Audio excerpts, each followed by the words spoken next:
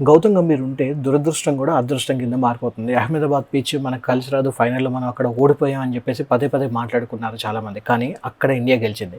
అయితే ఇక్కడ గంభీర్‌కి సంబంధించిన ఒక ఇంపార్టెంట్ మ్యాజిక్ ఫిగర్ గురించి మాట్లాడుకోవాలి.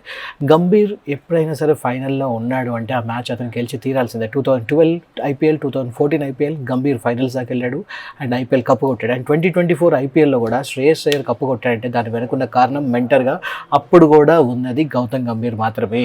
అండ్ అంతేకాదు 2025లో జరిగిన ఐసీసీ ఛాంపియన్ ట్రోఫీ కానివ్వండి, లేకపోతే ఏషియా కప్ కానివ్వండి, ఈ రెండింటికి కూడా కోచ్గా ఉంది మన వన్ అండ్ ఓన్లీ గంభీర్ గారే. And at the same time నిన్న జరిగిన మ్యాచ్లో కూడా మన ఈ T20 వరల్డ్ కప్కి కోచ్ కూడా గంభీర్ మాత్రమే. అండ్ అంతేకాకుండా 2011లో మనకి ధోని క్యాప్టెన్షిప్లో వచ్చిన ఏదైతే కప్ ఉందో అప్పుడు కూడా ఒక మంచి కీ రోల్ ఆడాడు గంభీర్.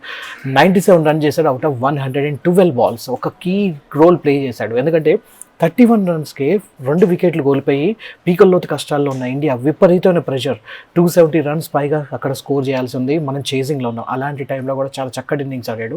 మంచి పార్ట్నర్షిప్ అనేది మెయింటైన్ చేస్తాడు. ఒక పక్క విరాట్ కోహ్లీతో ఒక మంచి పార్ట్నర్షిప్ మెయింటైన్ చేస్తాడు. అండ్ ఆఫ్టర్ దాట్ మన వన్ అండ్ ఓన్లీ ధోనితో కూడా ఒక మంచి పార్ట్నర్షిప్ చేశాడు. సో తప్పకుండా వీ ఆల్ షుడ్ థ్యాంక్ మన గౌతమ్ గంభీర్ గారు.